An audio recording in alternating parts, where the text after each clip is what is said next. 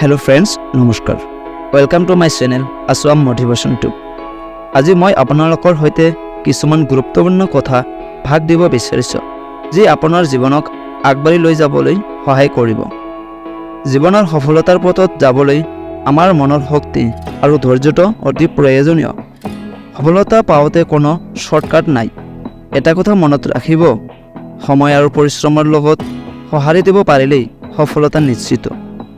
প্ৰথমতে লক্ষ্য স্থিৰ কৰক, নিজৰ ভিতৰত থকা সম্ভাৱনাসমূহ চিনাক্ত কৰক আৰু সেইবোৰক বঢ়াই তুলিবলৈ আগবাঢ়ি আহক।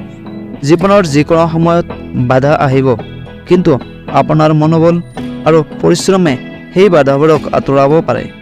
সকলোকে ধন্যবাদ জানিবলৈ শিকা আৰু আপোনাৰ চেষ্টাৰ ওপৰত বিশ্বাস ৰাখা। মনত ৰাখিব, সফলতা হ'ল মাথো এটা যাত্ৰা, গন্তব্য নহয়।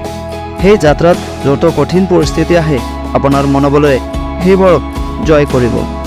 নিষ্ফলতাক ভয় নকৰিবা, কাৰণ তাতেই আছে শিক্ষাৰ আদৰণি।